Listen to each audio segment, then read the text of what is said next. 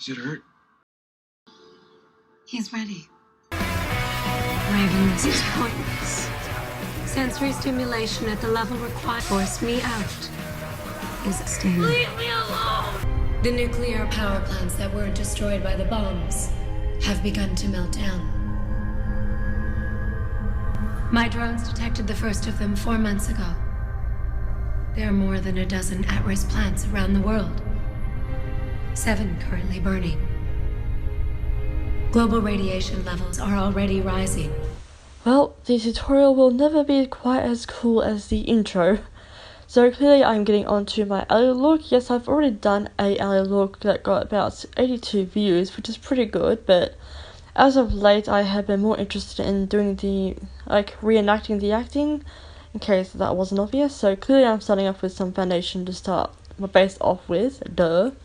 I am going in with classic ivory because she's not pale, but she's not all the way tanned either.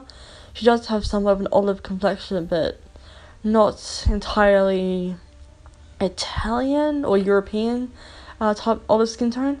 Anyway, so going in with, I'm not sure what that shadow is called anymore. I'll have to double check everything, of course, but I am filling my brows in and making it so that the tail is fairly thin, because very similar to Octavia's brows, she has got very defined high-ish arched brows, where she constantly looks like she's raising her brows. And I was also, of course, using my XC Beauty Brow Groomer brush to do this, obviously.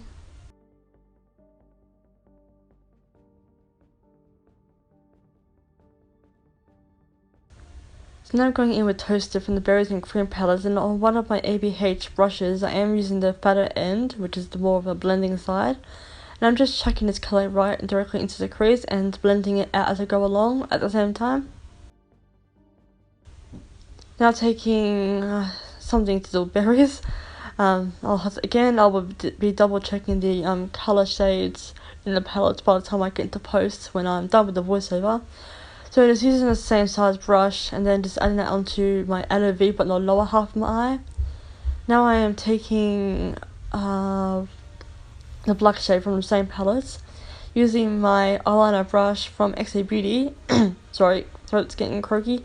I am, of course, using this to add my eyeliner. I wasn't doing a wing or anything too dramatic. So now taking Toasted again and chucking that on my lower lash line. So now we're obviously carrying on curling my lashes, but before I get on with mascara, I did take some of Vanilla from the Latte palette, just to fill in my brows, not fill my brows, but highlight my brow bone, I meant. Then I took some of Macchiato, I believe, and put that into my inner corner. Now obviously filling in with mascara. This is the Lash Sensational from Maybelline. Shocking who doesn't use this. And I do take this on my upper lashes and my lower lashes.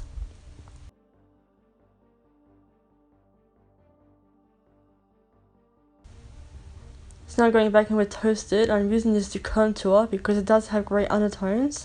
And it worked out pretty well for the face. Yes, it looks very pinkish toned on my eyes, but it worked out pretty good for contour on my face as well, which doesn't make any sense. So now going in with this red lip shade from the ABH Lip Pro palette, to fill in my lips with the iconic red lip that Alie has, played by Erica Serra. I've always wondered what Becca's actual surname was, and as it turns out it's Franco. Pramheda is just trig for First Commander, go figure. Well, technically she wasn't the first commander, but she was the first commander to land underground and be worshipped, for no apparent reason. Anyway, clearly filling my lips in all the way with the same red all over. You can use any red lip that you like, but I just specifically chose to use a cream.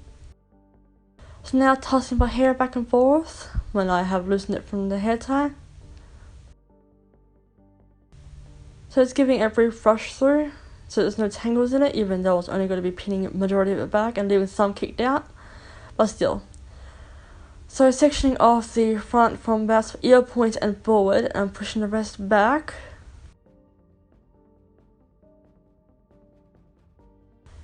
It's just so that when I pop my wig on my head, I have some hair to disguise the top half of the wig. So just tying the back of it back, Then I'm popping on this wig. I did get this from Light in the Box and I will link it below if I can possibly manage to find the original on the website. Just putting it in place so it doesn't slide all over the place and fall off.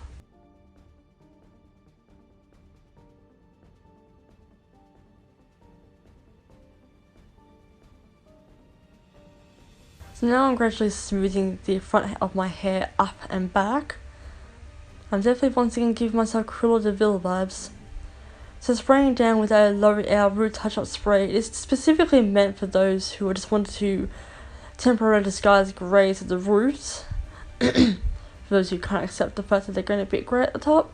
But I specifically use it to, of course, clearly blend my hair with any wig that I'm working with. You can get blonde ones, you can get dark brown ones, which I was actually using a dark brown one, but up against the wig it looked pretty black, which in this specific case I was grateful for. So I'm doing some sort of a victory roll type form with my hair at the top of my head, because that's the way that Alie has her hair. She has like a half up style, but it's very, very elegant and sleek with big curls at the ends. But she also has like this very flattened victory roll.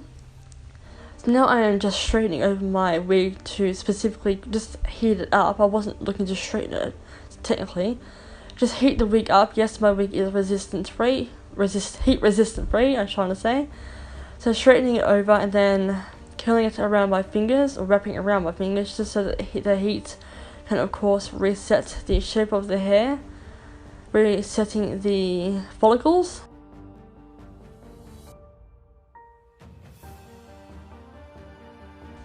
And as you can see, it resets it. So I just continue doing the exact same thing, brushing at first just to separate the hair, which I didn't add in the video, then smoothing over with a flat iron just to heat it up, and then wrapping around my fingers, and then loosening it out, and that's when I get my curls.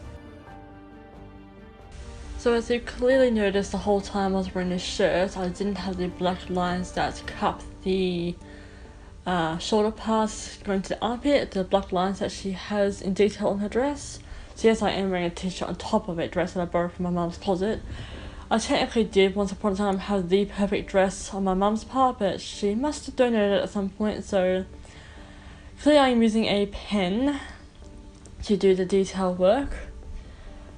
I didn't do the lines so accurate and too thin. I actually made them a bit too thick, but detail is the same detail, and I knew I wasn't going to get it perfect. You know, beggars can't be choosers, and nobody is perfect.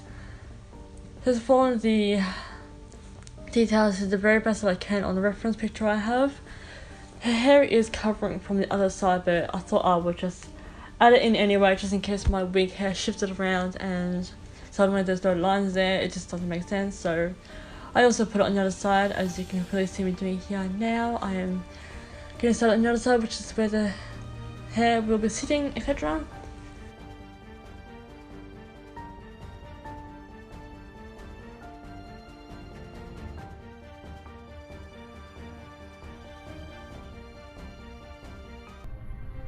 Seven currently burning. Global radiation levels are already rising. Please be good.